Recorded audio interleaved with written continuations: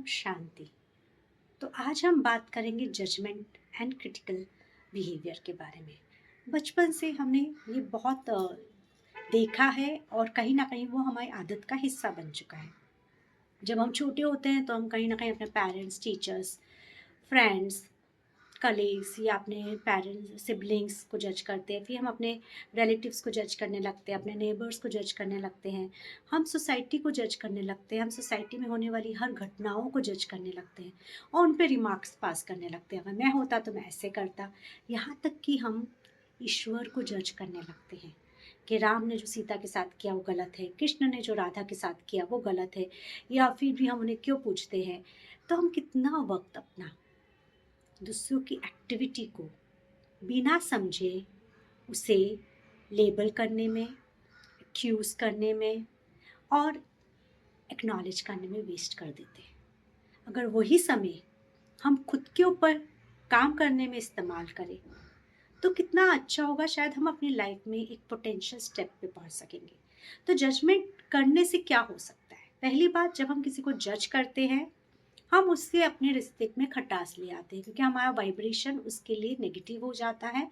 हम सब negative vibration को फील कर सकते हैं या हमारी सोल फील कर सकती है, और आप देखो कि सडनली वो व्यक्ति आपसे बात करना कम कर देगा, या फिर उससे आपका रिलेशन कम हो जाएगा या टूट भी जाएगा। या आप देखोगे वो लोग आपको सब कुछ सपोर्ट करना बंद कर देंगे। आप कहोगे मैंने तो कुछ किया ही नहीं, फिर भी मुझे उनसे सपोर्ट नहीं मिलता, फिर भी वो मेरी बात पे सहमत नहीं होते। याद कीजिएगा, किसी ना किसी वक्त आपने उन्हें जज ज़रूर किया होगा। तो ये एक होता है वजह। दूसरा, जब हम किसी को जज करते हैं जाने अनजाने में, अगर वो इंसान गलत भी हो, हम उनके कर्मा का छोटा सा हिस्सा बन जाते हैं।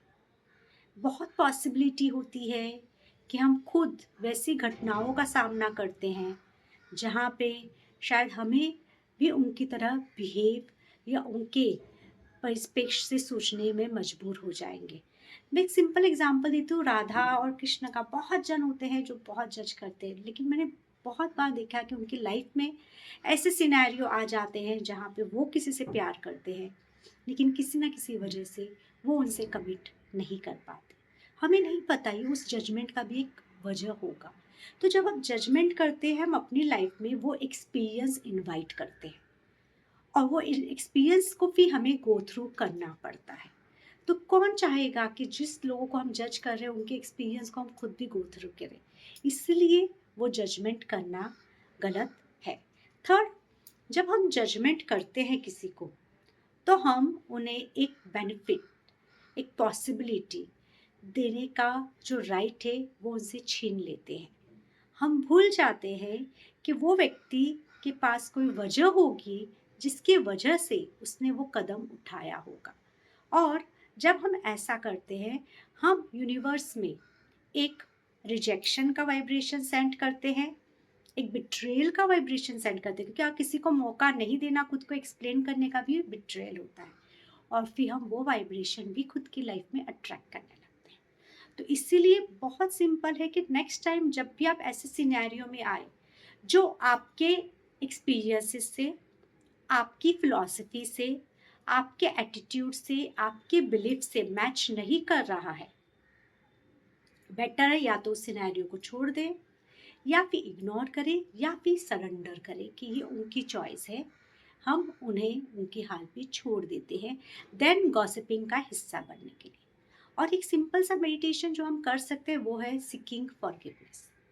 तो 2 मिनट लीजिए, अपने आप को अलाइंड कीजिए, रिलैक्स कीजिए, विजुअलाइज कीजिए, इमेजिन कीजिए जिस किसी को भी आपने आज तक जज किया हो, क्रिटिसाइज किया हो, डिसअप्रूव किया हो, उन सब से माफ़ी मांगिए।